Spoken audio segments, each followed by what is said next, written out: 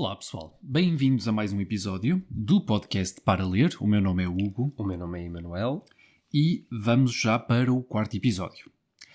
Continuamos assíduos e presentes. Tentamos. Graças a ti. Muito bem. Eu espero que com vocês esteja tudo bem. Especial de Natal. Exatamente. Que vocês estejam a fazer boas leituras.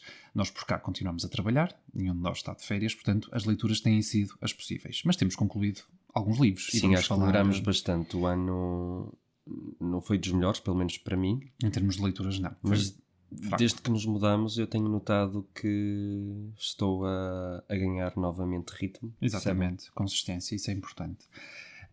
Portanto, se calhar avançávamos já aqui para a caderneta do leitor.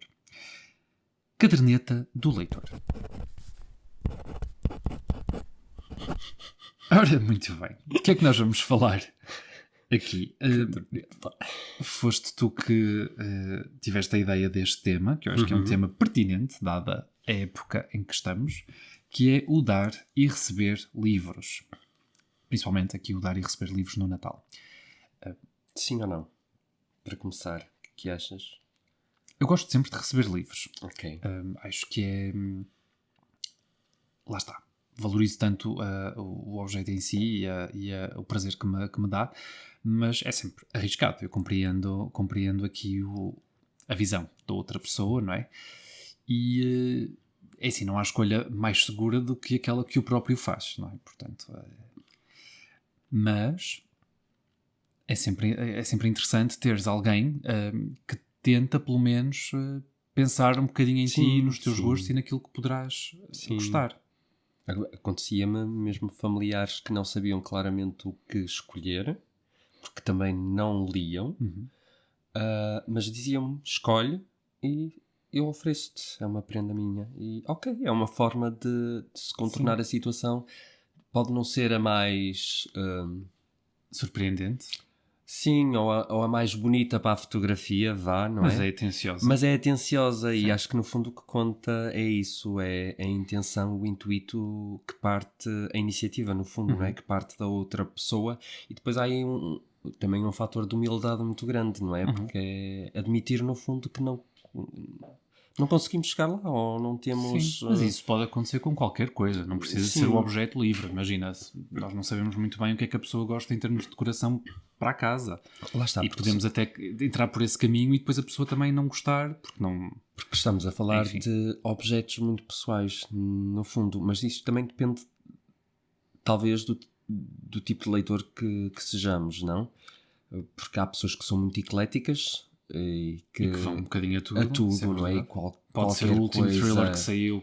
Sim, é isso. E não há aqui nenhum tom pejorativo. Qualquer coisa irá ser bem-vinda. Sim. E há pessoas que já são um pouco mais restritas. Eu às tantas enquadro-me nesse tipo de pessoa que, porque já não é tão fácil de satisfazer e que... Se tivermos, por exemplo, no nosso caso, um familiar que queira ir a uma livraria e que pergunte lá ao livreiro sugestões de bons clássicos, por exemplo, bem, a probabilidade de nos calhar uma coisa que já temos ou que já lemos ou que já lemos até várias vezes, verdade, pode ser um bocadinho elevada. Por isso sim, às vezes o gesto de te dar o dinheiro que sabem que depois tu vais usar para comprar um livro que vais valorizar muito, não é? Acaba por também ser, no fundo, simbólico. Já o dar livros, nós já demos livros a algumas pessoas. Sim.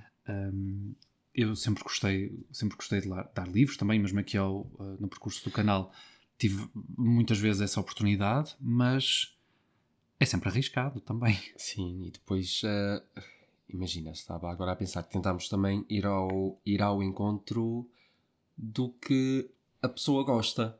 Há essa preocupação, certo? Que é, sei lá, tu apanhas ali um vestígio a determinada altura qualquer de que a pessoa... Um vislumbre de que a pessoa teria interesse em determinado livro e pronto, fica-se com a semente, não é? Da ideia para depois tentar corresponder e fazer o agrado à pessoa. Quando não se conhece o gosto ou não há esse tipo de pista, fica muito difícil, porque no fundo... É um tiro no escuro. É uma prenda que é muito pessoal. Sim, isto. Depois, claro, nós estamos a falar assim entre adultos. Claro que depois as pessoas conhecendo-se bem, é mais fácil, não é? Sim. A pessoa até muitas vezes é aquilo que estás a dizer, pode às vezes até comentar assim numa determinada conversa que teria interesse neste ou naquele livro, e depois outro amigo aproveita no Natal e oferece. Mas, por exemplo, no caso das crianças, não sei se no caso da minha sobrinha, acho que acontece também, já nos pede este ou aquele livro. Sim, porque a Maria Eduarda já tem uma idade, não é? Em Sim. que permite em que ela tenha já uma posição, não é? Sobre o que quer ler ou o que gosta, e nós também, como já vemos o que ela vai lendo, não é? Conseguimos direcionar Sim, mas uma criança é sempre mais fácil. Novas séries, não é? Sim, é sempre mais fácil.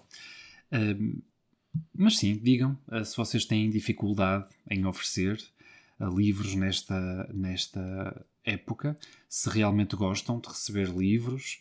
Quem puder comentar, não é? se escolhem, há pessoas que escolhem sempre os mesmos livros para oferecer. Sim, verdade.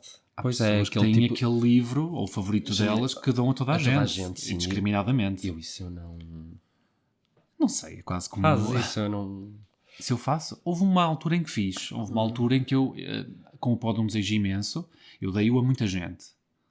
A muita gente, mais ou menos. A algumas pessoas, inclusive a ti. Dei-o a algumas pessoas, e foi, em certo sentido, também uma partilha que eu sentia que estava também a transmitir um bocadinho de mim, não é? E daquilo que eu gostava. Mas no fundo também era quase uma evangelização, não é? Queria que toda a gente lesse. Estava a profetizar. A palavra do Frederico Lourenço. Mesmo recentemente fiz questão de adquirir uma nova edição, porque saiu da Quetzal, e nós adquirimos para fazer um sorteio. No canal também, sim. Sim, creio que até... É verdade. Não foi assim muito... Foi mais ou menos recente.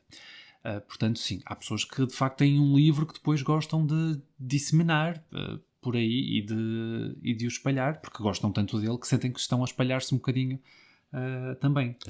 A si próprias, sim. Talvez seja um bocadinho... narcisista. É um bocadinho. Não sei, eu gosto de pensar que as pessoas gostam de... Um bocadinho. Eu gosto de pensar que as pessoas gostam de se... Não sei o que é que quero dizer. Quero tentar ser simpático com essas pessoas, porque eu também já fui uma delas. Enfim, vamos passar, se calhar, aqui à próxima parte: livro de reclamações ou livro de elogios. E podes começar então a falar dos livros que entretanto terminaste e dos que estás a ler. Bem, eu não comecei leituras novas, entretanto, porque cheguei à conclusão que estou com muitos livros... Quantos tens? Empatados. Então, livros empatados, estou com 3 livros neste momento, e alguns deles já... eu acho que já há mais de um ano. Já vem de Espinho, já virá de quando vivíamos ainda em Espinho. Portanto, tenho um livro de Stories of Books and Libraries. Eles basicamente o que fazem é reunir contos ou pequenos ensaios de determinado tema, e fazem uma antologia sobre esse assunto. Sim. Eu estou então a ler este sobre livros e bibliotecas. Não se focam só em autores anglo-saxónicos? Não, nem portanto, nada muito mainstream, portanto vão buscar a várias fontes. Conseguimos facilmente conhecer autores novos, histórias não tão faladas de autores mais conhecidos, e estou a gostar muito da experiência, o que é, lá está, tenho intercalado isto com outras leituras, e depois, como são contos, facilmente o livro fica ali sempre à nossa espera, mas este... Tem demorado, portanto, focar-me neste livro para ver se eu consigo terminar. Eu vou entrar de férias dia 24 de dezembro. Quantos dias? Portanto, à volta de 15 dias. Depois só volto a trabalhar dia 5 de janeiro. Portanto, tenho tempo para me dedicar a isto. E depois também tenho outro que estava a gostar muito, que é mais ensaístico, que vai parecer autoajuda, mas eu diria que está mais para um ensaio filosófico, que é do John Cooper Powys, autor do Wolf Solent, que eu li e adorei o livro. Será um clássico Moderno. meio esquecido, eu diria. E de que década tens ideia? E eu penso que será da década de 60, se não estou enganado. Sim, Podes ver se consegues confirmar.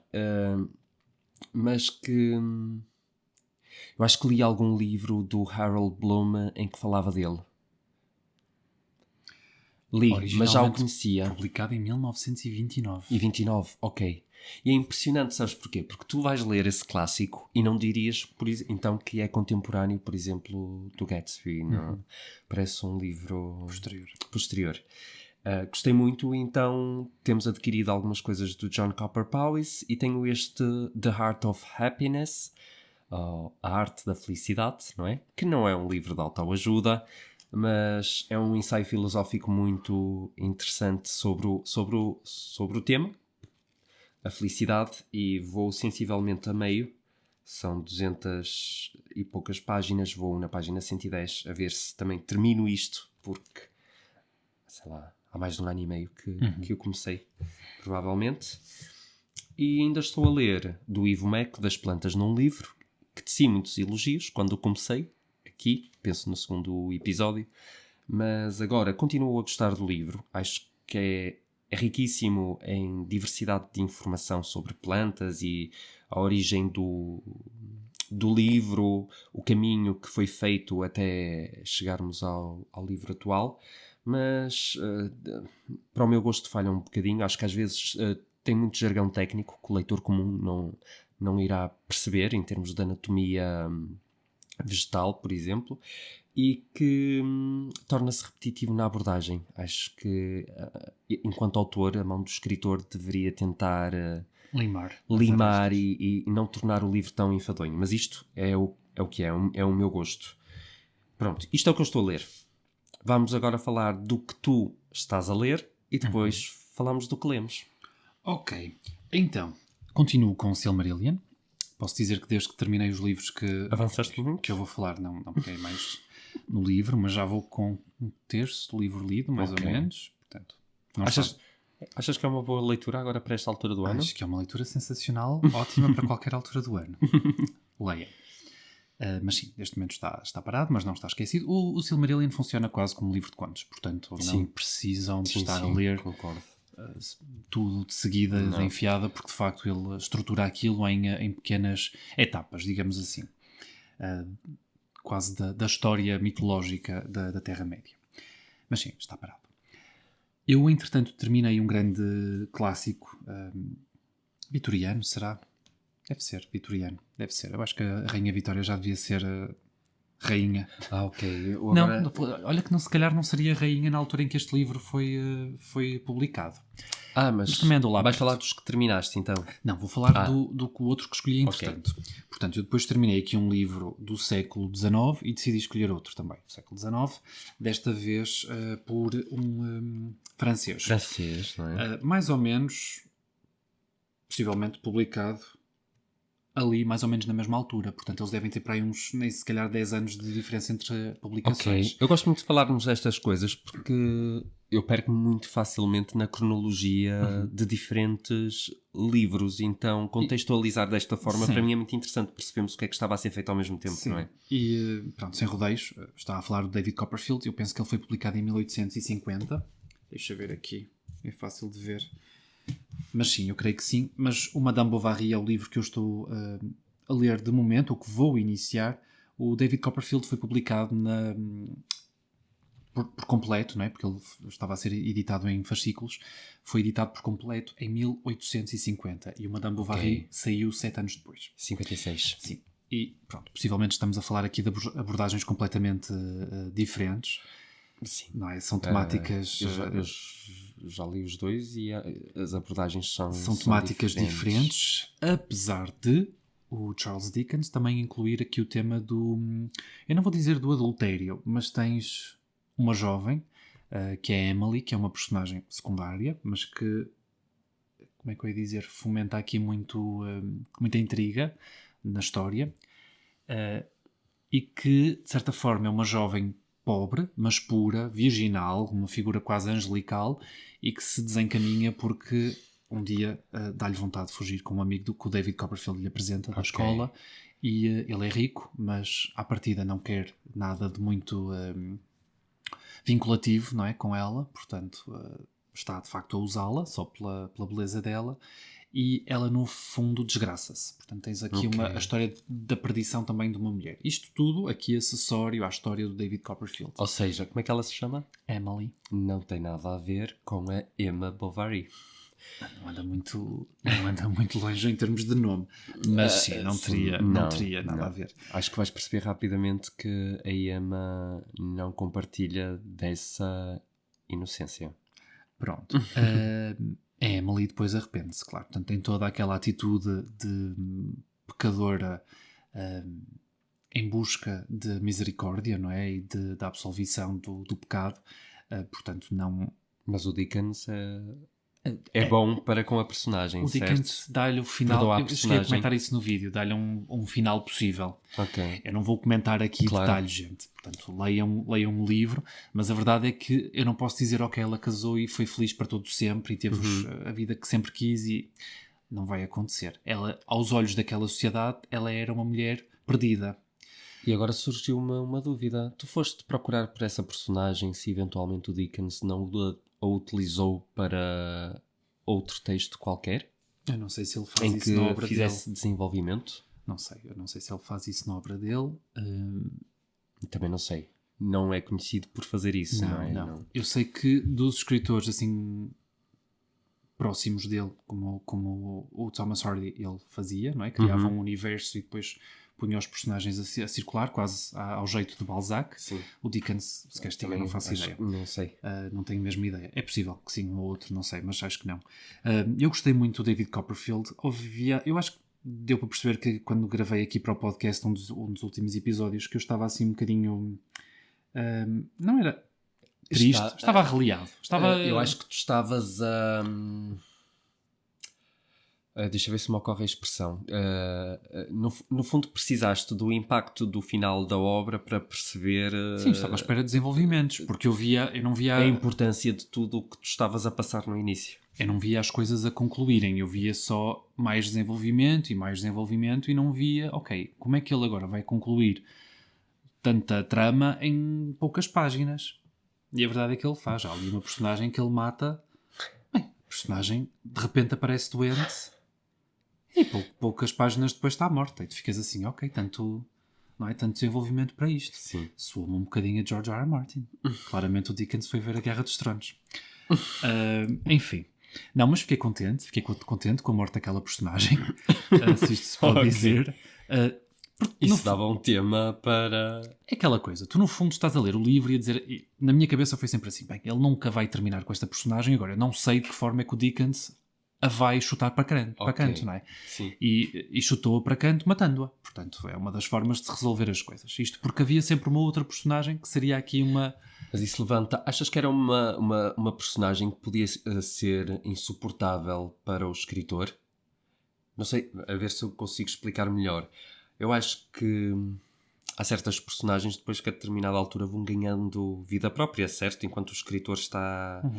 E que depois há aquelas em que naturalmente o escritor tem mais apreço, não é? E estima. E há outras em que claramente deve-te ficar tão farto daquelas pessoas, assim, ok, não, tu tens que morrer, ou... Pois, eu associo esta personagem muito... Ora, vamos lá ver, não tenho assim um bom exemplo para vos dar, mas não sei... Para as pessoas que já leram Montes Vendavais, onde recordar-se do personagem Lincoln, que é, acho que é assim que se chama, o personagem com quem a Catherine Earnshaw se casa. Bem, é um homem normal, é uma boa pessoa, mas no fundo, bem, aquela pessoa não é a pessoa para a outra pessoa. Portanto, na minha cabeça não faz sentido, e aqui não fez sentido, e o Dickens, ao mesmo tempo, o Dickens está sempre a entregar a possibilidade de haver aqui algo diferente. Sim. Ele nunca esquece a outra personagem. Bem, enfim, também já me estou aqui a perder em marasmos, não vale a pena. Gostei muito do David Copperfield. Sinto que fecha melhor a história do que, por exemplo, o Servidão Humana, que também gostei da forma como fechou, assim mais aberto, porque não deixa de ser interessante tu indagares o que é que depois de facto acontece aos personagens. Mas sim, são abordagens aqui um bocadinho diferentes. Mas o início é É parecido. É parecido, e estamos a falar de obras com Provavelmente quase uma centena de anos de diferença. O Somerset Maugham também seria leitor de Dickens. Sim, mas apreciador, não é? o engraçado é que depois são duas obras muito autobiográficas. Portanto, no fundo, se elas têm algo de semelhante, foi porque também a experiência dos escritores foi semelhante e parecida, assim. Lá está. E pelo próprio contexto social, a Inglaterra se calhar mudou mais agora, nos últimos 25 anos ou 50 anos, do que terá mudado entre o século XIX e ali a metade do século XX, não é? Quando eles escreveram e publicaram os livros. Verdade. Depois, o outro livro que eu entretanto li e terminei assim de forma relativamente rápida foi uma novidade do Onésimo Teotónio Almeida. Aliás, eu digo novidade, mas ele foi publicado em setembro de 2024, portanto já tem um ano. Já tem aqui algum tempo. Eu na altura não comprei logo quando ele saiu, mas retifiquei isso depois de ter lido então o livro do Eugênio Lisboa. Foi um livro do qual eu gostei bastante. Recordo-me, acho que ele falava numa outra passagem no Onésimo e recordou-me então aqui que é um escritor que eu gosto mesmo muito de ler e fiz questão de ler mais um livro dele. E o que é que eu posso dizer? Ele começa este livro precisamente com um ensaio quase transcrito do Eugênio Lisboa. Portanto, o tal ensaio que eu já mencionei aqui no canal. Já fizeste vídeo da opinião sobre o livro no canal? Sim, sobre a escrita inteligível e do escritor ter que ser compreensível e de às vezes, pelo menos no tempo do Eugênio Lisboa, se desdenhar muito das leituras que as crianças faziam, a Ilha do Tesouro, sei lá, depois havia muito aquele escritor que escreveu As Minas de Salomão e o Xi, que eram histórias muito de aventuras e assim, e os adultos tinham tendência para desdenhar disso porque eram histórias empolgantes e não necessariamente, como é que eu ia dizer, tipicamente literárias ou académicas, não é? E o Eugênio Lisboa defende essas leituras e aponta ao dedo, por sua vez, a escritores que sempre escreveram para um público mais académico. Por exemplo, o Joyce, que abertamente disse que escreveu o Ulisses para dar trabalho aos académicos. Sim. Pronto, se isso depois é literatura da melhor qualidade, deixa assim um bocadinho a desejar, porque estás a escrever para um público que é necessariamente, muitas vezes, pedante, não é? Pronto, e ele aponta de facto ali o dedo ao Joyce, que nem sempre escreve para agradar, não é? Sim. E o agradar não quer dizer necessariamente escrever uma história feliz, não estamos a falar disto, porque às vezes há leituras que são exigentes, há leituras que oferecem angústia, mas que no fundo depois agradam o leitor, porque o leitor quer é sentir que está próximo do pensamento do escritor, concorda ou não concorda, não é? Porque às vezes nós lemos coisas com as quais nós não concordamos, mas se o escritor... E tem de haver a tangibilidade, não é? Exatamente. Um escritor tem que escrever para ser tangível pelo leitor, porque senão está-se a colocar num pedestal inalcançável. Sim. É o caso do Finnegan's Wake, não é? Por exemplo, que temos e nunca iremos ler. Isso é quase como tu ires ver runas quando tu não percebes runas, não é? Vais estar, ai que grande obra de arte, não consigo perceber, daqui não tiro significado. Portanto, para mim, existir ou não é um bocado indiferente. Pronto, e se realmente a obra não suscita... o feito pelo feito... É um bocadinho isso. Cai um bocado no vazio, não é? Mas depois há quem justificar-te, tem que valer por si só, não é? E que tem que ser... não tem que ser imbuída necessariamente de um grande significado, pode simplesmente ser, não é? E vale pela experiência em si. E o Finnegan's Wake, de facto, é uma experiência. A verdade é que às vezes também não precisas de ter uma grande explicação para gostares de determinado livro. Às vezes gostas de um livro e nem sabes explicar muito bem porquê. Pronto, isso é o trabalho depois dos académicos de te explicarem o porquê é que tu gostas tanto de um determinado livro, não é? Ou darem perspectivas, visões, leituras, não é? Mas ele critica, e depois voltando aqui ao Onésimo, que voltou ao mesmo tema do Despenteando Parágrafos, ele critica a própria forma como a academia faz investigação e a pesquisa e a forma como, acima de tudo, comunica. A academia tem uma linguagem muitas vezes hermética, inovelada, jargão, e que no fundo espremido, mesmo para outros académicos, dificilmente tiram dali. Não diz nada. Acrescenta. Portanto, e aqui o Onésimo faz precisamente o contrário. Não é? Ele põe aqui em vários ensaios lado a lado figuras que nós necessariamente não associaríamos. Fernando Pessoa a Nietzsche, Natália Correia também a Nietzsche, depois introduz aqui ao leitor comum, como nós somos, escritores que possivelmente tenham ficado um bocadinho mais esquecidos, pelo simples facto das editoras possivelmente não os editarem com tanta frequência como outros, como foi o caso de José Rodrigues Miguel. Eu posso dizer que depois de ter lido o livro do Onésimo, nós já temos, deixa-me contar. Que desgraceira. 1, 2, 3, 4, 5, 6, 7, 8. Eu já tenho 8 livros do José Rodrigues Miguel. Portanto, não tínhamos nenhum. Nada. Pronto, tudo graças aqui ao Onésimo e foi surpresa das surpresas. Comentou o vídeo. Aliás, era o único comentário que o vídeo tinha. Era da opinião. Ou melhor, era o comentário que ele tinha feito, era o único comentário do vídeo do Diálogos Lusitanos, e eu fiquei mesmo muito sensibilizado, não estava mesmo à espera. Hoje é dia 17, o Onésimo faz aniversário amanhã, dia 18. E o comentário foi mesmo muito simpático e eu agradeço aqui publicamente as palavras do Onésimo.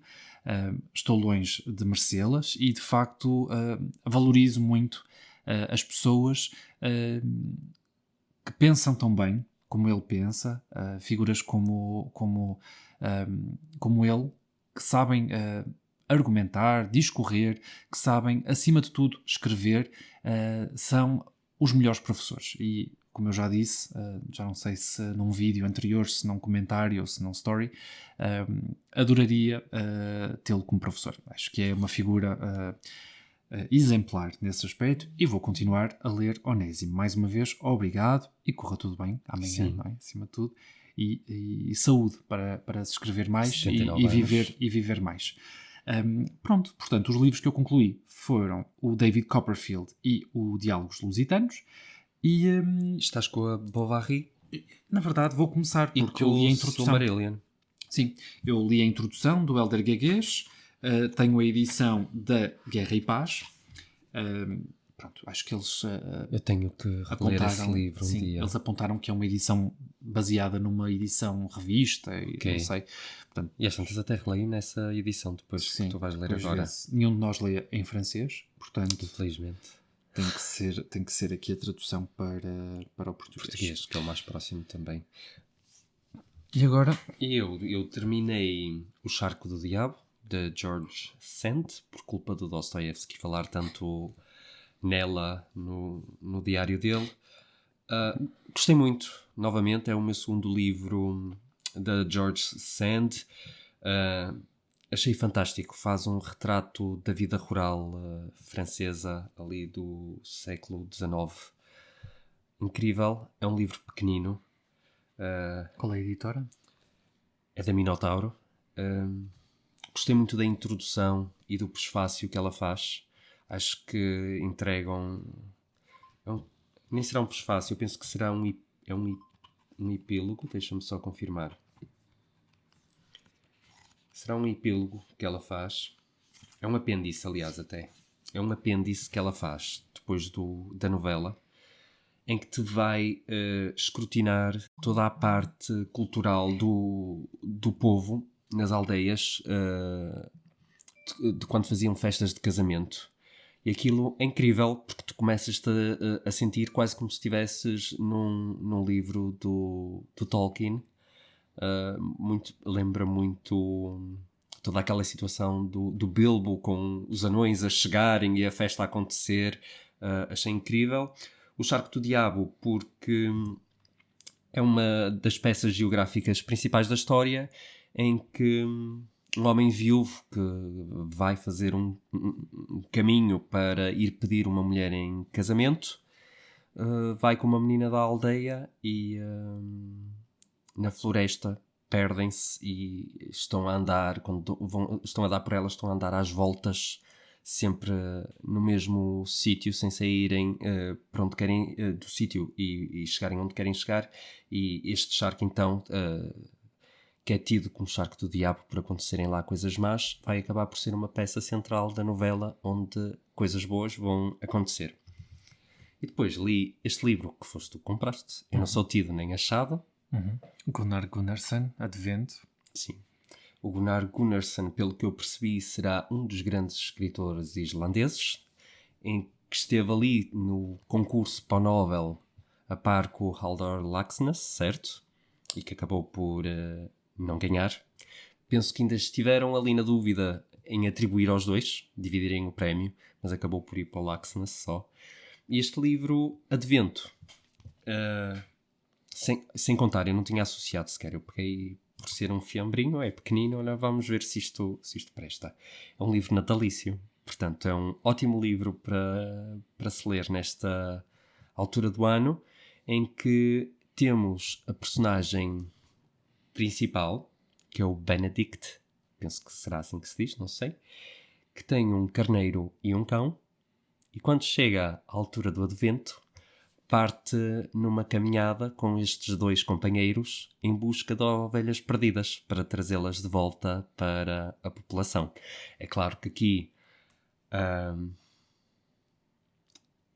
não será uma alegoria, mas há uma série de interpretações que tu podes tirar de tudo o que se passa aqui. E eu achei espetacular. Não temos mais livros do Gunnarsson editados cá em Portugal. Em jeito quase de pastorinha à procura do Menino Jesus. Sim, e são essas interpretações que são interessantes, sabes? E depois imagina, quando o homem está sozinho com os animais, a própria narração diz a determinada altura que nem Deus quer saber deles. Então tu aí podes interpretar quase como se o homem sozinho tem uma missão deificada, não é? Que é quase como se o Criador, ele, homem, é Deus e ele não tem ninguém que lhe acuda. E terá que resolver por ele só a situação. Pronto, dá para fazer muitas interpretações do que está aqui. É pequenino, é bonito para o Natal. Emocionou-me em algumas partes, não é lamechas, mas é muito querido e fofo. Pronto, e gostei muito. Livro de elogios. E quero mais deste escritor. Acho que foi o Ivan no Instagram que falou que possivelmente pode acontecer haver mais livros deste autor. E muito bem. E acho que entram todos aqui para a categoria de livros de elogios. Em relação à próxima parte, argumento adaptado. Nós vimos o filme da Disney de 2009, uma adaptação do A Christmas Carol, do Charles Dickens. Foi uma história que já lemos os dois. Já li há muitos anos. Eu li, já não me recordo sequer. Acho que foi numa edição um bocadinho antiga da Planeta d'Agostini. Assim, uma coisa que eu comprei no OLX há imenso tempo. Sim, também li uma tradução para português que tinha ficado, já não sei se ficou o Cântico de Natal ou Canção de Natal, assim uma coisa. Uhum.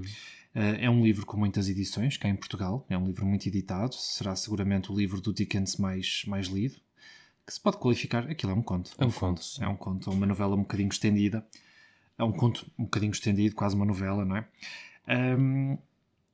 E apesar de ter uma animação um bocadinho estranha, não é? De início estranha-se um bocado, é assim meio computurizado. Aliás, quase parece uma coisa mais antiga do que aquilo que realmente é, porque ficamos surpreendidos de ele ser de 2009.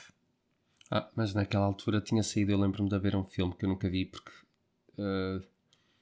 dava a sensação de utilizar o mesmo tipo de técnica e parecia-me horrível, que era o Polar Express, acho que era o mesmo realizador. Pronto, e toda a componente visual eu achava horrível porque era gráficos de computador que pareciam ainda não ter a capacidade de produzir um grafismo de qualidade, então... E depois não era suficientemente infantil como o Toy Story, não é? Sim, é isso. Tinha uma mensagem já muito pesada. Acho que é um grafismo que tenta ser real, mas que ainda, como não tem capacidade para tal, depois parece muito bizarro. Mas este surpreendeu depois. Sim. À medida que o filme foi passando, fomos ambientando mais ao estilo. Ao estilo, é. Tem partes muito assustadoras. Sim. Que realmente não são para... Pelo menos para criança, não são para crianças. Aquilo tem jump scares. Aquilo tem momentos em que quase um filme de terror. Mas olha que o conto original também, sendo para crianças... É e não é também. Não sei, a ideia que eu tenho não sei. Eu sei que dormi a meio. Houve ali uma parte em que eu estava exausto. E dormi na parte em que aparece o fantasma do Natal Presente. Acho que sim, aquele mais bonacheirão. Que foi muito bem adaptado, porque corresponde aliás, os fantasmas correspondem minimamente à descrição do Dickens. Eu adorei o último. O último era do futuro, que um bocado estranho. Era a morte. É morte. Parecia mas a forma como sombra. Eles trabalharam a sombra, assim, eu gostei muito. E percebes que é o Jim Carrey que está... Sim. Que está a fazer o boneco porque tem as feições, tem as mesmas feições. É assim uma coisa impressionante. Uma coisa que nós estranhamos os dois, ou que nos custou muito a habituar, foi a questão do sotaque, a linguagem. Primeiro que muitas vezes nós vemos filmes, quase um hábito, não é? Nós vemos filmes ou séries com legendados, seja legendas portuguesas ou inglesas, por nós é um bocadinho diferente. Mais pela questão de que depois tu não apanhas... Não sei qual é a situação, mas se for um acento mais... foi que eles quiseram fazer uma pronúncia mais cerrada, não é? Eles quiseram fazer a pronúncia... Quiseram-lhe dar a verossimilhança do inglês que se falava na altura do Dickens. E isso torna... Sim, torna a experiência mais difícil. E pelo que eu percebi, mesmo para nativos... de Inglaterra, é dificílimo ouvir aquele sotaque e conseguirem percebê-lo na perfeição, portanto... Sim, parecia irlandês ou escocês, assim, uma coisa muito cerrada. É vê-lo com legendas. E de início custou um bocadinho tentar perceber o que é que estavam a dizer. Claro que para quem já conhece o conto torna tudo um bocadinho mais fácil, não é? Sim. Mas acho que surpreendeu, acho que vale a pena. E pareceu-me ser bastante fiel ao que eu me lembro do conto do Dickens, sim. Mas mais fantasioso, tem ali coisas que não acontecem no conto. Sim. E há ali uma vibe de Peter Pan. Também um bocado. E acho que não merece a classificação que tem. Acho que tem uma classificação relativamente baixa. Achas? Tem quanto? 7? Estou a dizer no Rotten Tomatoes, acho que anda ali nos 50. Eu vi no IMDb que estava nos 7 ponto tal, pareceu uma miserável a classificação pelos críticos, mas acho que foi uma aposta arriscada para a Disney, né? Principalmente naquela altura, portanto aquilo apareceu antes de um Frozen ou assim. Sim. Bem, tem nada a ver uma coisa com a outra, não é? Até porque a Disney já tinha adaptado, eu lembro-me de ver uma versão do Cântico de Natal com o Mickey. É possível, eu acho que não estou... Eles adaptavam assim muitas histórias clássicas. Sim, acho que não estou a delirar. Acho que temos uma adaptação com o Mickey que eu desde miúdo que me lembro de ver. Mas sim, eu gostei. Acho que é um conto que acaba por não se esgotar nunca na mensagem que tenta trazer às pessoas, não é? Sim. No fundo, forma como levamos a vida. Também é um conto muito moralista, não é? Há uma moral. Há uma moral subjacente. É um conto necessariamente com uma mensagem também cristã, não é? De união, de tentar transmitir a importância da família, o ser bom com o outro, necessariamente, não é? O fazer o bem, mesmo que nos custe e que nos sacrifiquemos, não é? Pronto, e há pessoas que simplesmente não estão dispostas a isso, e o Dickens mostra que se formos um bocadinho assim, talvez tiremos maior proveito aqui da vida.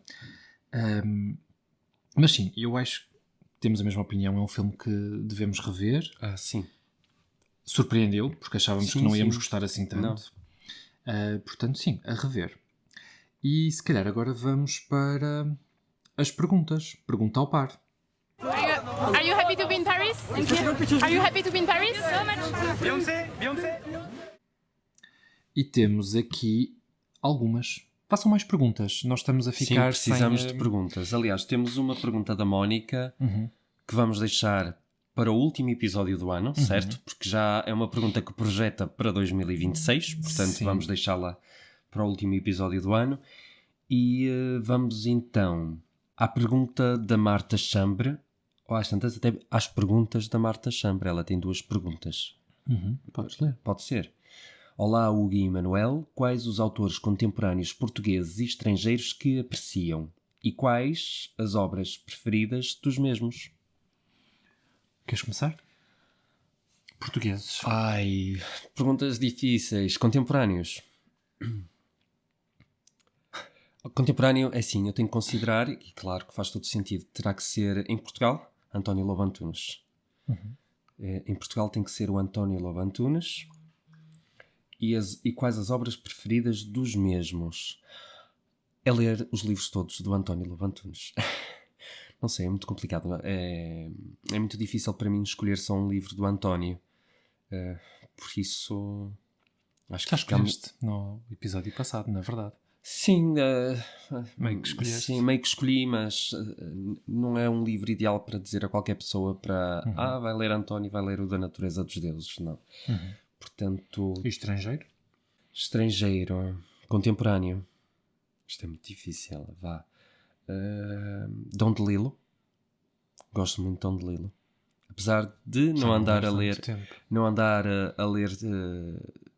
mais Dom DeLillo, li o White Noise, achei engraçadíssimo, acho o livro super divertido, li em inglês no original, e li também no original o Underworld, Submundo, penso eu que é assim que está, e o Submundo é um livraço, é daqueles calhamaços que vale a pena ler, ao contrário de outros. Não vou dizer a piada infinita, mas sim, o Submundo, gosto muito, foi um livro muito bom. Portanto, esses dois foram os que me ocorreram. Mais nenhum português assim mais novo? Eu acho que é isso que as pessoas querem ouvir. Mais novo? Não... Mas há escritores decentes mais novos em Portugal, deixa ver. Não seja pedante. Não estou a ser pedante, não sei. Tu gostas muito do Afonso Reis Cabral? Não é gostar muito, acho que parece uma pessoa séria no que faz. Sim, nota-se que é competente. Mas Sim. não sentiste ainda muita vontade de ler o último? Não, porque lá está, volta àquele assunto que ninguém falou na literatura portuguesa, não é? A guerra colonial. Pois. Achamos nós que não lemos. Não sabemos de que é que trata no fundo o livro, não é? Como é que se chama? O Último Avô. O Último Avô. Acho que acabarei por ler, não é? Mas sei lá. Tu já leste mais um livro do Afonso Reis Cabral que eu, aquela estrada... Sim, Como é que se chama? É Nacional número 2 que ele percorre e depois não sei qual é o título. Vamos ver isso, deixa ver se... Também não me recordo agora. Mas sim, mas é um livro levezinho, é uma coisa muito tranquila, não, aliás. O Afonso ali não se propõe a nada mais do Leva-me contigo. Leva-me contigo, é isso. O Afonso ali não se propõe a nada mais do que relatar a experiência dele de fazer, lá está, a passagem da estrada toda a pé. Gosto do Pão de Açúcar. Aliás, podemos falar um bocadinho do Pão de Açúcar, porque acho que muitas pessoas incorrem numa crítica ao livro que eu não consigo entender, que é, e aliás já respondi algumas com uma questão, que é os meninos do livro supostamente falarem de uma maneira que não corresponde à realidade. Isso para mim faz-me uma confusão, porque desde quando é que isso é um problema na literatura ou isso é um defeito num livro? Porque nós não estávamos a presenciar a forma como os personagens do século XVIII ou do século XVI ou XVII falavam para podermos tecer esse tipo de crítica a um livro. Nem um livro será melhor ou pior pela forma como o autor escolhe comunicar, como os personagens têm de falar. Portanto, não sei, pareceu-me sempre uma crítica um pouco estranha a de ser só Pão de Açúcar. Mas sim, gosto do Afonso Reis Cabral e sei lá, olha, não leio porque não me interessa, mas parecia-me pelo menos sério no que faz. Lançou A Montanha agora, recentemente. José Luís Peixoto? José Luís Peixoto, sim. Acho que parece-me uma pessoa séria naquilo que faz. E o Cardoso Martins? Sim, é contemporâneo também. Mas só li um dele ainda. Não. Mas já temos mais. Já temos quase tudo. Temos, mas tu não leste ainda e eu só li ainda um do Rui Cardoso Martins. Portanto, mas sim, a pessoa escreve muitíssimo bem. Sim. Portanto, aliás, vamos separar aqui as águas. António Lobo Antunes, Rui Cardoso Martins... é outra estopa, não é? E depois temos o Afonso Reis Cabral, que é mais acessível, a meu ver. E tu? Bem, Eu não sou tão completista como tu és, né, a nível de leituras, não é? Tu quando tentas ler mais de um escritor ou tens pelo menos Sim, fases agora de tenho querer... falhado um bocadinho nisso. Sim. Eu era muito de fazer isso que te estás a dizer. Completo os escritores. Pronto, eu mais dificilmente faço isso, mas posso identificar alguns escritores que eu acho que são bons, não é? Dentro do campo da ficção. Eu acho que a Isabel Rio Novo, do que li, Nunca li. continua a ser para mim uma excelente escritora e competente, e acho que faz boa literatura, apesar de eu não ter achado Madalena por aí além. Temos opinião ali, aqui no canal, aliás, mas pelos outros livros que ela de facto escreveu e que ainda permanecem comigo, acho que ela é competente, sabe trabalhar e no fundo fez um trabalho espetacular. Até agora nós ainda não conhecemos, mas que de facto foi muito valorizado. A biografia do Luís Vaz de Camões. A biografia do Camões e a biografia da Agostina Bessa Luís.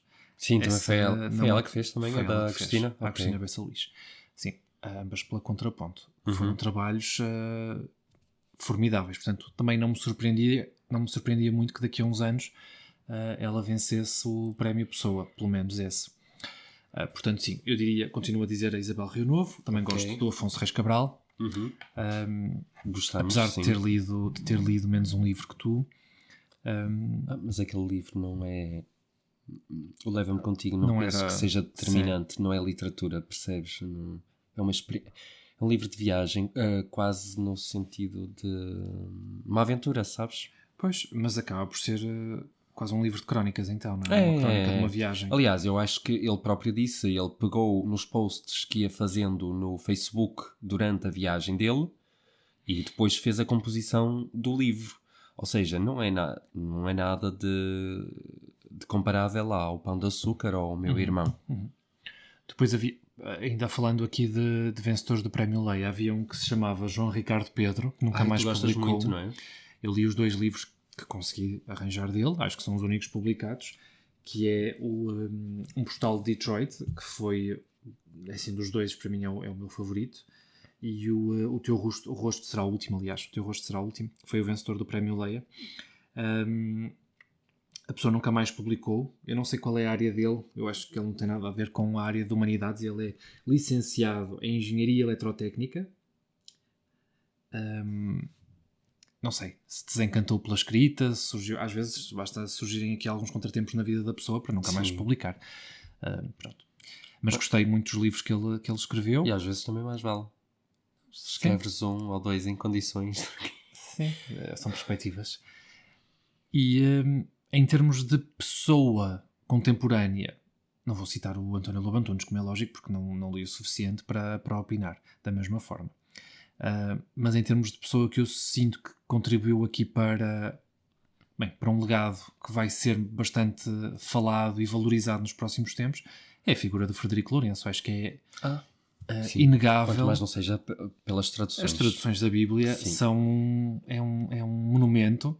São. Quase...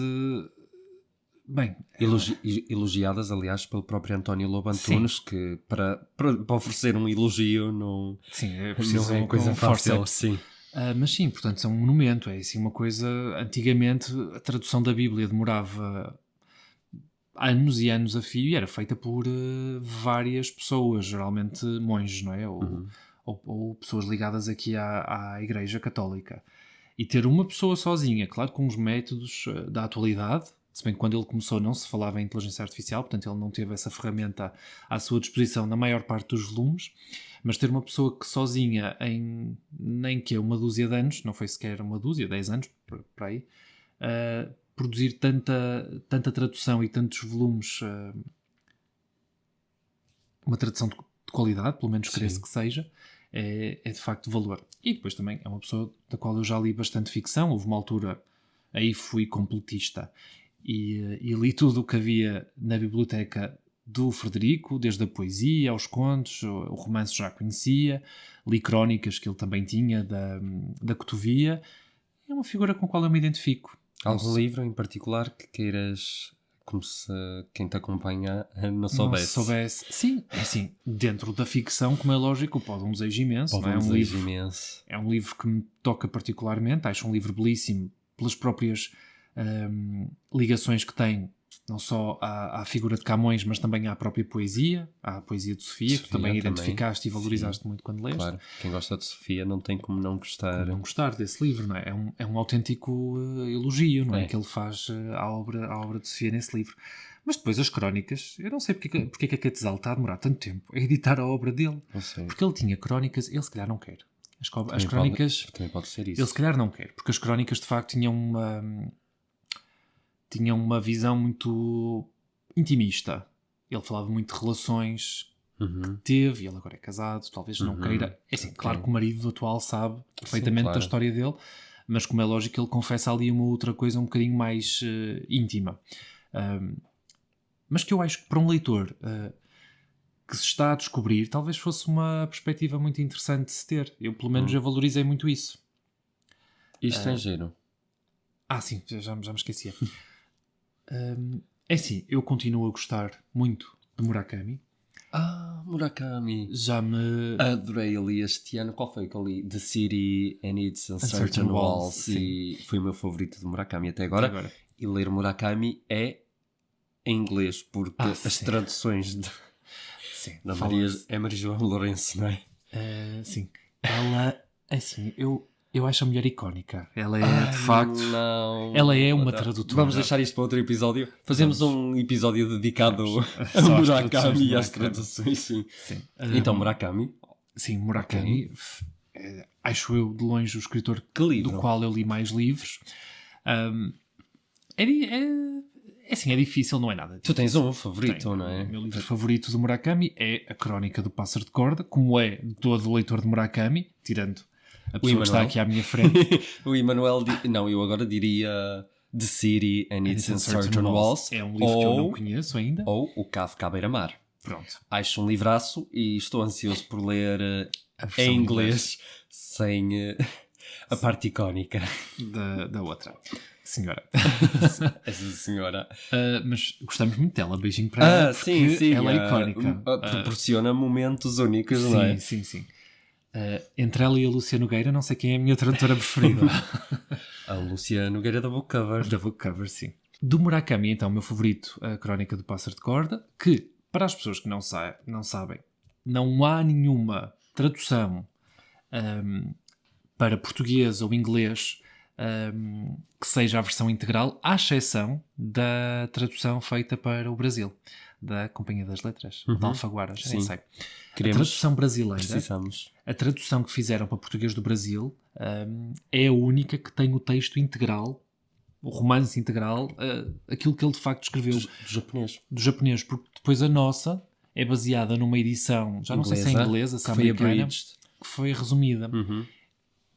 Pronto, o resumido, é assim, eu acho que foi com o aval dele, não é? Não poderia ser de outra maneira. Foi pelo que ele Portanto, tirou-se certamente secções que, no entender dele, não acrescentariam.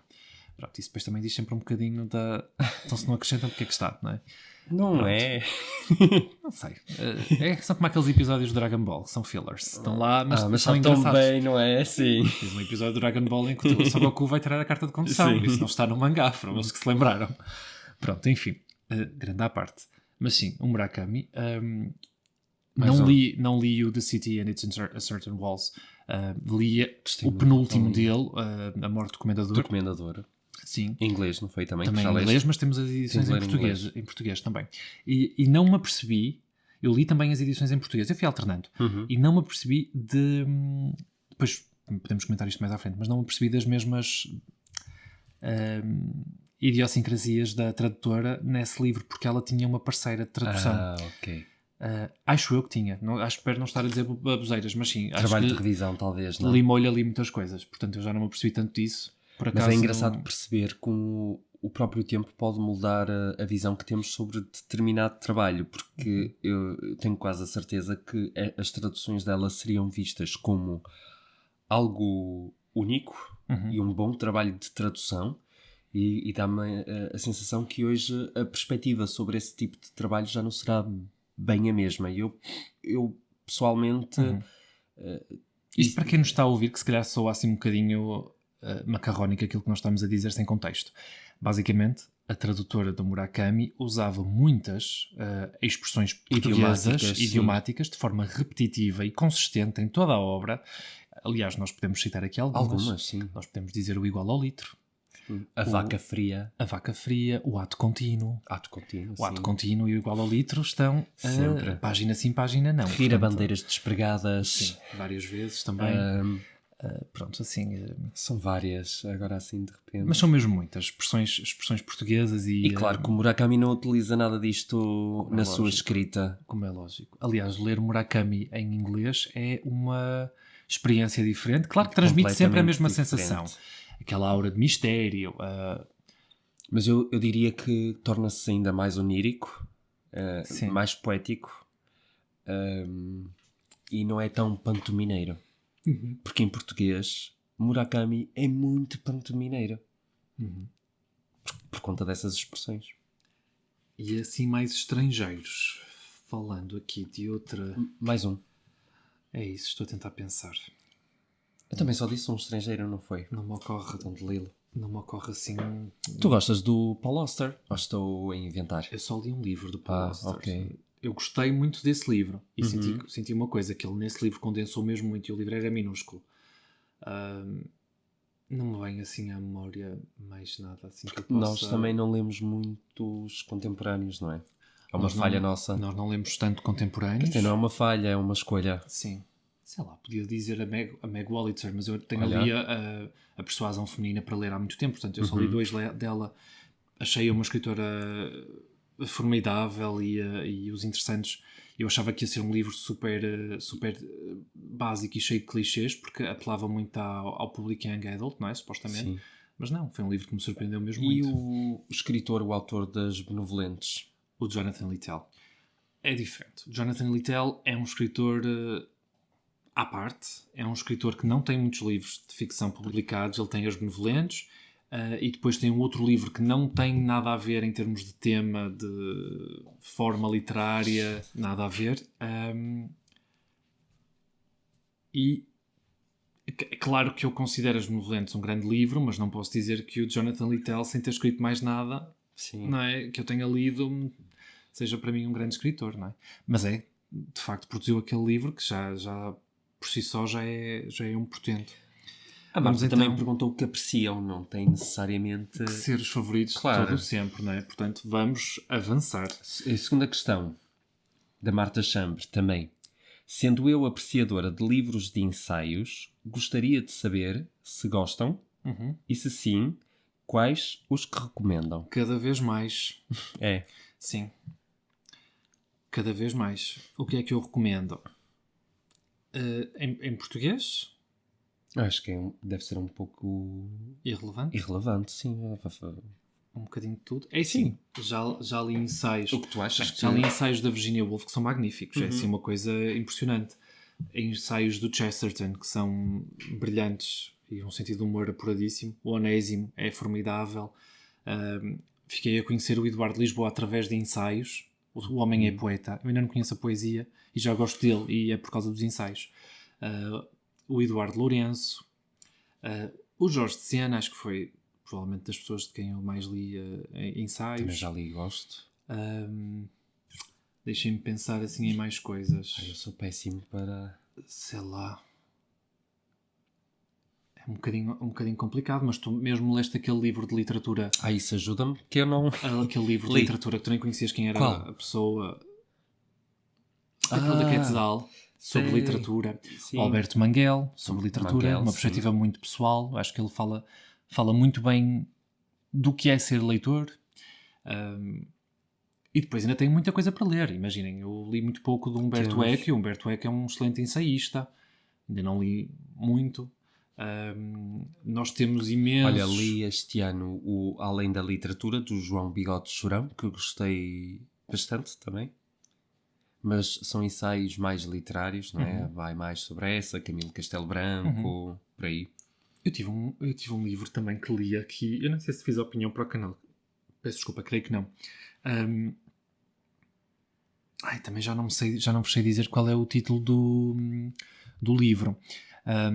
Mas ele falava também de várias obras.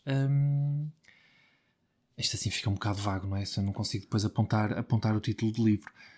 Mas sim, estava a pensar também numa série de... Já não sei se... Aqui já não poderá... Já falámos do Samuel Johnson, ainda. Samuel Johnson também. Adorei. E temos o livro de ensaios que saiu. Preciso Nenhum de ler nós mais. conhece ainda os ensaios completos de Montaigne, por exemplo. Não. Nem temos tudo. Temos só 2 volumes que a Primatur publicou.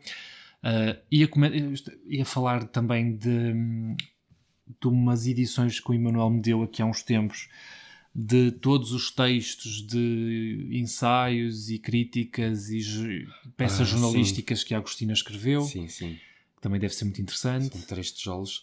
Há um que já lemos os 2 e gostamos desse ensaio, do Günter Grass. Günter Grass. Escrever depois de Auschwitz. Sim. É? Outro grande ensaísta que nós também já lemos algumas coisas, o Steiner, George Steiner. Sim. Aliás, também. eu já li mais do Steiner do que do Bloom. Olha, eu o tenho Bloom, uma tendência muito grande para ir para o Steiner. podemos falar do Bloom. Eu do Bloom comecei a ler, li vários ensaios. Se calhar minto. Eu li um grande ensaio que ele tem no livro... Como é que se chama? O Cânone Ocidental. Em que ele começa...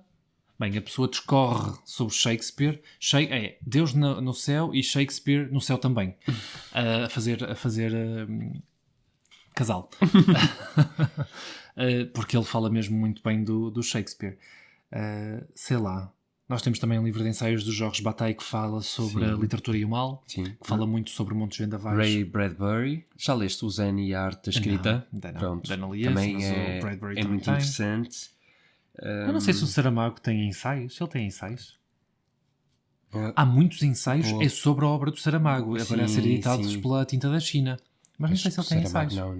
Tu fartaste de ler ensaios sobre a obra de António Lobo Antunes? Tens uma coleção enorme. Sim, mas são ensaios académicos, são coisas mais... Não deixam de ser ensaios. Mas nem sei dizer quer dizer, Ana Paula Arnaud. Que é uma referência na academia, não é? Literária. Eu fiquei a conhecer... Tanto para Saramago como António Falaste agora na Ana Paula. Antunes. Eu lembrei-me logo da Ana Luísa Amaral, que eu fiquei a conhecer, não pela poesia, apesar da... A pessoa era poeta. Eu fiquei a conhecer por conta dos ensaios, num livro que ela tinha do Relógio d'Água. Sim. Que depois falava da teoria queer, e tu foste ler a Judith Butler, e pronto. Foi aquela experiência, também esquisita, também ensaios. Foi um livro que eu não terminei, sim. Ou um ensaio, não é? Portanto, sim. Tudo para responder que sim, nós adoramos ensaios cada vez mais. É um mundo a descobrir, porque no fundo é ter acesso direto ao pensamento de outra pessoa, que de outra forma seria impossível. Claro que as pessoas podem dizer, mas podes ver um documentário, não é igual. Não é igual em termos da profundidade com que as coisas são de facto debatidas. Sim, o tempo que tu passas com o assunto. O assunto, sim. A própria forma como tu vais esmiuçar as minudências, não é? As questões que surgem. De leres o livro é diferente de veres um documentário. Eu não estou a ver possivelmente com a mesma atenção com que leio, não é? Sim, verdade. Nem com as mesmas distrações. É diferente. Portanto, sim, um ensaio é uma forma... Será que se pode dizer que é uma forma literária? Um género, não é? Sim. É uma forma literária. É um texto literário que... Olha, lembrei-me agora de o Agostinho da Silva. Agostinho da Silva, talvez já leste muito. Talvez o maior filósofo que tivemos do nosso século XX. Sim. E que é pouco falado, pouco lido e que vale a pena pelas ideias que tem. E o outro que escreveu também imenso, que não sei se podemos englobar no tema do ensaio, mas possivelmente até seria... que Fernando Pessoa dizia que era o imperador da língua portuguesa, não é? Que era o Padre António Vieira. Sim, nunca li. Portanto, uma pessoa não fazia ficção, fazia...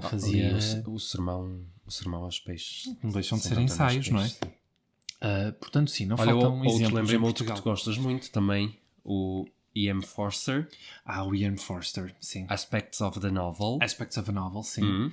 Gostamos muito, eu li um livro do Jorge Sena, muito semelhante em tema, que é o sobre o romance. Que é parecido. Sim. Gosto muito do E.M. Forster, tenho que voltar a ele. Gosto muito da pessoa. O Nabokov também. Ensaios dele sobre literatura. Ensaios de literatura, sim. E, aulas de literatura, não é? É assim que eles chamam. Sim. Aulas de literatura. Bem, não faltam Acho que já demos aqui algumas. Sim, gostamos muito. Vamos concluir. Lista de compras. Isto perdeu um bocadinho o espírito. Já nem me lembrava que é Natal. Lista de compras. Plim! Lista de compras. Ora, não sei. Nós compramos muita coisa. Pedi-te recentemente para comprar-me... E aliás, acho que quero deixar isso porque é algo que não tem passado em mim. Nem sei dizer se é uma espécie de culpa, mas eu acho que sim. Eu acho que me sinto um bocado culpado por ter participado na... falta uma palavra. Oblinação? Não sei o que é isso. Oblunilação. Oblunilação, será assim? Um esquecimento? Sim. De quem? Clara Pinto Correia? Da Clara Pinto Correia, sim. Sim. Foi uma história muito triste. Disse muito bem. É uma história muito triste porque, de facto... Obnubilação. É uma escritora que estava, aos olhos do grande público, estava esquecida, mas ela não deixou de publicar. Eu vi depois que ela tinha romances... Antes deste Antares, ela tinha romances publicados pela Clube do Autor. Acho que era a Clube do Autor. Ela agora estava a ser publicada pela... Era Exclamação, não é? Era. Exclamação que se chama. Exclamação. E pronto. Foi realmente muito triste saber da notícia dela. Nas condições em que realmente tudo decorreu, o facto de ela viver sozinha em Estremoz, por acaso foi uma cidade que nós tivemos a oportunidade de conhecer e gostar muito, viver sozinha com o cão e com o galo. Sim. Depois vimos a entrevista toda dela, a senhora era formidável, não é? Sim. E depois uma senhora tão envolvida. Era icónica, ela sim, era icónica. Durante a vida dela na ciência. Uma personalidade muito... Bióloga, a trabalhar. Bióloga, sim. E a investigar na América. Fazer investigação na América, em Harvard, sim, não é? em Harvard, sim. Não é brincadeira, a senhora depois vive... E depois por uma confusão do suposto plágio, que não foi plágio nenhum, foi só um esquecimento em que ela entrega a crónica e junto com a crónica vão uns papéis, certo? Sim. Qual misturados, era? Que ela tinha ficado a escrever durante a noite toda. Sim. E eles copiaram aquilo ipsis verbis e não nem tiveram questionaram, nem questionaram se aquilo fazia sentido, se não. Simplesmente publicaram e... Ficou logo aí com uma mancha, não é? Injustamente. E depois a questão das fotografias. Que eu nem conhecia nem sou desse tempo. Que no fundo hoje em dia olhamos para as fotografias e aquilo não é nada demais. Mas naquele tempo arruinou-lhe... Eles fizeram uma exposição Arruinou-lhe, ela foi da imagem dela. Foi da faculdade, teve que sair de Lisboa, impressionante. E ela então tomou a decisão também de se afastar então dos holofotes e ter uma vida mais recatada e, claro, caiu no esquecimento até ser encontrada já sem vida. Portanto, quem é que a entrevistou foi o Fernando Alvim, que foi ter mesmo com ela à casa dela em Estremoz. Isto meses antes dela falecer. Portanto, a entrevista que nós vimos foi para aí há 7, 8 meses. Foi 8 meses, assim, sim, muito recente. Mas sim, para dizer que tu querias ler o Antares, e nós compramos o Antares. E já compramos o Antares, estamos à espera. Por conta da entrevista, onde ela falava do livro e explicava lá de que é que tratava. De que é que trata? Ela tem um livro muito conhecido, que é O Adeus Princesa, que foi um livro que ela publicou quando tinha apenas 25 anos e que se diz ser um dos livros, ou pelo menos ter sido um dos livros favoritos do Vasco Polido Valente, que é um livro que até tem uma temática assim bem fora da caixa para uma jovem de 25 anos. Sim, sim. Ele dava ali com a... E que vai tratar um período muito específico do século XX em Portugal, no Alentejo, no não é? Alentejo, A Revolução Agrária. Sim. Enfim, década de 80, 70, 80. Uma parte da nossa história parece-me que nós não bem temos sequer ideia, não é? O livro, sim. Pronto. Pode ser que as editoras agora tragam algumas reedições, sim. E que, pronto, finalmente lhe deem o destaque que ela talvez mereça. Mais coisas. Eu vou depois mostrar... do José Rodrigues Miguéis, não é? Sim, portanto foram 8 livros do José Rodrigues Miguéis. Não vale a pena estás a dizer os títulos, mostras depois em vídeo no canal. E eu queria mais, porque de facto eu encomendei mais e eles depois devolveram-me o dinheiro porque não tinham. Pois foi, verdade. Sim, a FNAC não tinham. e acho isso injusto. Sim, acho isso injusto. Mas fico contente que a Ciri Alvim esteja a editar a obra dele. Mas pronto, ter 8 já é ótimo para começar, Sim. não é? Isto porque, é assim, eu não me atiro assim de cabeça por qualquer motivo, não é? Primeiro tenho a opinião do Onésimo e do Eugénio. Li Sim. 2 livros destes homens a falar sobre um senhor que, segundo a opinião deles, escreve melhor do que qualquer outro escritor, e talvez esteja ali a par dessa de Queiroz, se não acima. Portanto, isso de facto é uma opinião que nós temos que ter em conta. O facto dos livros também serem muito baratos. Foram todos livros muito baratinhos. Estamos Sim, a falar são de livros que estão ali encostados para canto, não é, no fundo? Portanto, são livros de uma editora que eu nem sei se ainda edita ou não, que é a Editorial Estampa. São edições com mais de 25 anos, algumas ali já com uns 30, mas os livros estão impecáveis. E ficaram mesmo baratos. Quando eu digo baratos, cada edição deve ter custado para aí uns 4 euros no máximo. Portanto, sim, fiz questão de trazer vários e depois ler aqui alguns. E se calhar de toda esta lista, e não vou falar do livro do Onésimo, porque eu comprei mais um. Sim, mais um Onésimo. Mais um Onésimo, como é lógico, sempre. Vamos se calhar dar destaque a qual? Ao da Britney Spears? O Hugo ofereceu-me o livro da Britney Spears. Autobiografia. Hugo, o que tens a dizer em tua defesa? Eu não posso ver um livro barato com um bom desconto. Não, a verdade diga-se, é que eu gosto da Britney, certo? Sim. Portanto, não é descabido. É claro que nunca me passaria pela cabeça ler o livro da Britney, mas agora... Alone. Sim, mas agora vou ler. Claro que vais ler. Eu vou ler e às tantas até me vou surpreender. Tu foi cativado com depois a mensagem que recebeste do Paulo a dizer que também leu e gostou. Verdade, olha, não contava. Estás a ver? Portanto, foi uma boa prenda. E também temos que quebrar preconceitos, porque no fundo não achas que há um preconceito? Eu acho que sim, que ela pode... Eu acho que em relação à Britney sempre houve, no geral, um grande preconceito musical. E depois, acho que facilmente se pode também falar de um preconceito literário de que é que a Britney Spears tem a dizer ao mundo. Às tantas até pode ter alguma coisa a dizer, vamos ver. Quase como uma segunda reencarnação, ou melhor, uma reencarnação da Marilyn Monroe, que depois toda a gente associa a figuras literárias. Elas são primas em 6º grau.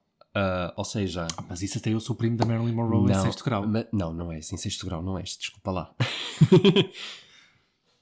E é verdade, nós já falámos disto muitas vezes. Isto agora podemos fazer um bocadinho de conversa, que é aquelas figuras icónicas, não é? Em que as câmaras claramente são atraídas para elas, como já falaste de uma, que foi a Marilyn Monroe. Também temos o Marlon Brando, sim. E a Britney Spears também cai muito nessa categoria. As câmaras gostam e precisam deles e isso às vezes também traz muitos dissabores, principalmente para as mulheres, a meu ver.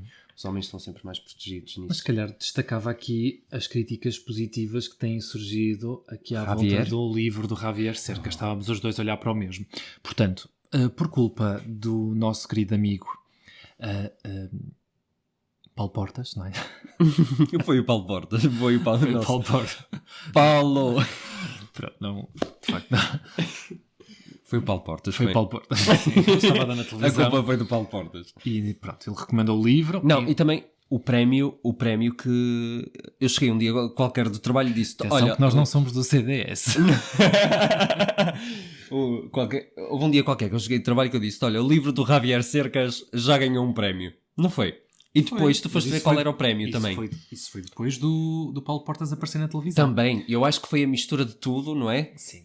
O livro já vai... O livro é da Porta Editora.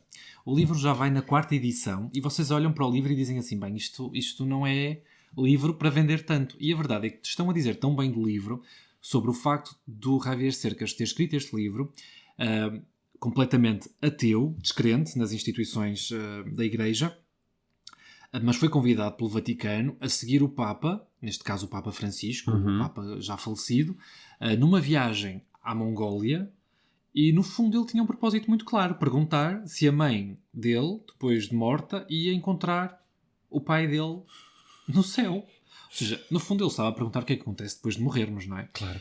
Não sei, mas Paulo Portas disse que era fenomenal, que é o melhor livro do ano. O livro já vai na 4ª edição, está a vencer os prémios todos e se calhar daqui a uns aninhos também vence o prémio Nobel, o Javier Cercas, não me surpreendia. Ele tem um livro que eu adoro, que é A Velocidade da Luz. Olha, e agora lembrei-me, desculpa, assim de repente, acho que morreu há pouco tempo, o autor do Rabos de Lagartixa. Juan Marcet. O Juan Marcet, que também é contemporâneo. Portanto, sim, cabia também na questão dos autores contemporâneos Juan Marcet, sim. Sim, e já não me recordo assim de um espanhol que tenha vencido o prémio Nobel. Portanto, eles não puderam dar ao Javier Marias porque morreu. Certo. Portanto, bem, o Nobel tem desperdiçado. Desperdiça muito. Nobels, mas impressionante. Assim, olhem, foi o Philip Roth. Isso dá para falarmos noutro episódio, não é? Autores facilmente nobelizáveis e que não receberam o Nobel, mas não é? Para mim o Javier Marias, o Cormac McCarthy, o Philip Roth, Virginia Woolf, esses mais antigos, o Proust, sim, mas legítimo. Mas até podíamos ir a um Torga, sei lá, que foi nomeado uma série de vezes não também. Sei, não li suficiente do Torga para... Mas pronto. Mas sim, vamos ter o António. O António é claramente um Nobel desperdiçado. Pronto. Opinião, em minha opinião. Sim. Não...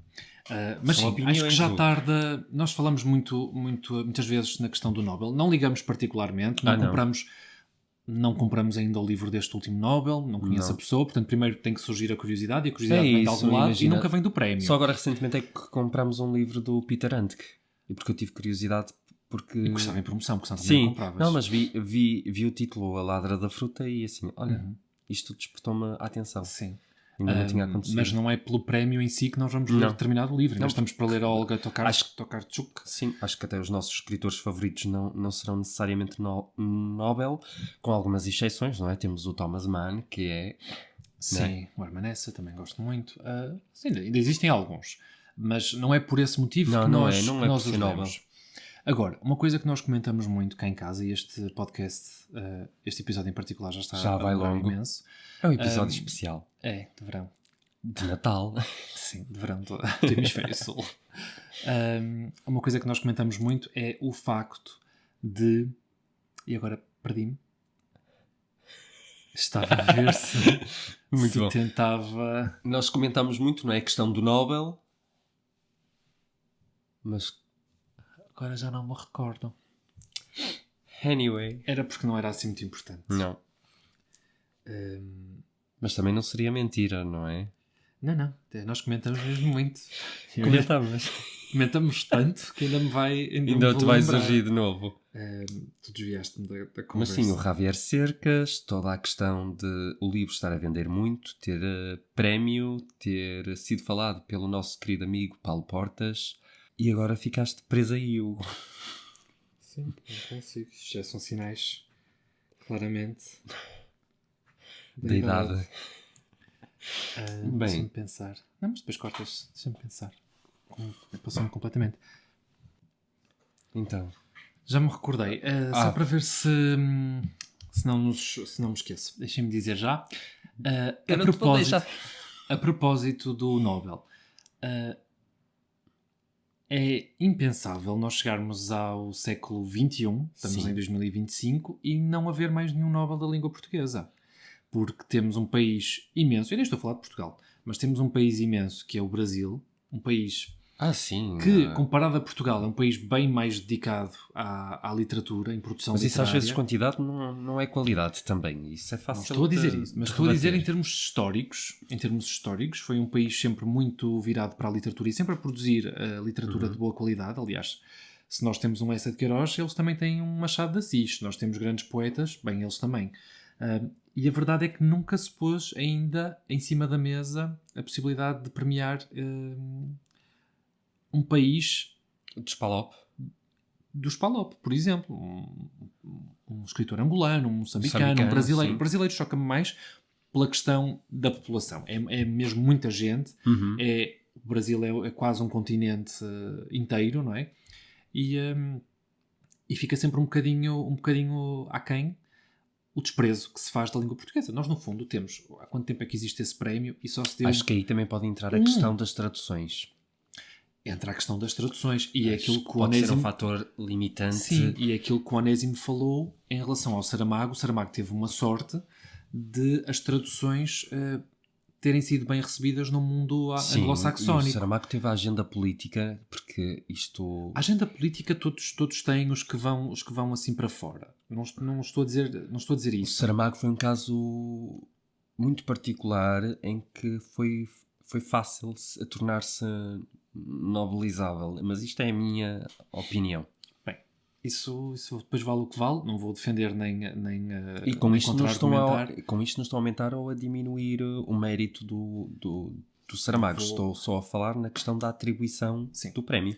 Ele soube reunir uma série de características que o tornaram apetecível para o prémio. Pronto. O Onésimo defende a teoria de que, de facto, ele soube expandir-se, se foi uma coisa legítima ou não, que partiu dele ou não, não sabemos, mas que soube expandir-se para o mundo anglo-saxónico, portanto, principalmente para o inglês, e que, como é lógico, as traduções... Não vamos fingir que a Academia Sueca anda a ler Em português? em português, não é? Isso não existe, não é? Portanto, eles, no fundo, são leitores de traduções. Se não houver traduções, bem, eles nunca vão chegar à obra dos escritores, não é? É impensável. Agora, se os escritores brasileiros não têm traduções, eu acho que têm, caramba. Acho que mais facilmente, no meu entender, atualmente, um escritor americano, um leitor americano chega a um Machado de Assis do que chega, por exemplo, a um Lessa de Queiroz. Sim. Acho que há mais traduções do Machado do que provavelmente o Essa. E será mais lido. Não é? E será mais lido a nível internacional. E há edições... Olha, digo-te uma coisa, digo-te duas. Há edições bem lindas em inglês do Machado de Assis. Pronto, que o Essa ainda não teve a oportunidade de ter. É por valer menos, não é por valer menos. Às vezes é a questão de se vender os escritores. Sim. E fez um trabalho exímio, não sei de quem, mas realmente resultou, do Fernando Pessoa. O Fernando Pessoa, bem, já está para Portugal como o Galo de Barcelos está para Barcelos. É verdade.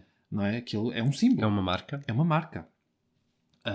E vende. Portanto, tu vais a uma livraria portuguesa, tu vês mais livros do Pessoa traduzidos para os estrangeiros do que edições portuguesas, não é? Sim. Isso acontece muito, é uma coisa que depois podíamos falar. Enfim, nós estamos na lista de compras. Não tem nada a ver com nada, não é?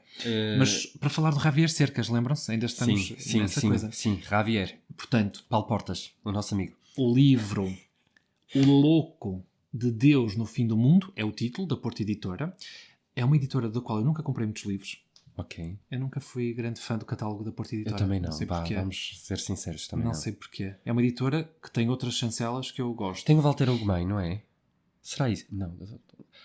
Estou a ser mau agora. Tem o Walter Ugumem. Não, tem um escritor que eu gosto. Tem o Richard Zimmler. Eu gosto do Zimmler. Ok. Ele é editado o Zimmler nunca li. Pela Porta Editora. Mas tem o Walter e eu não aprecio particularmente. Mas tu gostavas das opiniões de Richard Zimmler no podcast deles? Gostava. Parecia-me... dos três, parecia-me o mais sensato. Talvez por ser também o mais velho. Trazia ali algum bom senso, porque até hoje não perdoo a Dulce Maria Cardoso dizer que o Frankenstein é charuposo, ou que a Mary Shelley é charuposa, por amor de Deus. Sim, mas pronto, são opiniões e cada um fica com as que tem. Fez um desfavor à condição feminina. Do seu sexo, sim. Enfim, só para dizer que sim, que estamos entusiasmados para aquela leitura. Estamos, sim. E depois tenho muitos outros livros para vos mostrar no próximo vídeo de livros novos. Aliás, eu vou cometer uma inconfidência para terminarmos o episódio. Eu ofereci um livro ao Hugo e que está a servir de base para o nosso microfone. Terminamos o episódio. E uma rica base. Isto parece uma rica base, não é? Um pedestal. É uma base de qualidade. Pronto. Falas disso depois no YouTube. Então. Mais uma vez, obrigado por estarem desse lado. Obrigado pelas questões. Deixem-nos questões. Se vocês podem deixar questões no YouTube ou mesmo no podcast. Se nos ouvirem nos podcasts, também podem deixar na aplicação comentário. E podem deixar ou no Instagram. No Instagram diretamente. Se vocês quiserem falar um bocadinho connosco, também podem. Boas festas, não é? Para vocês boas todos. Festas a todos. Eu vou tentar Vivam o espírito natalício.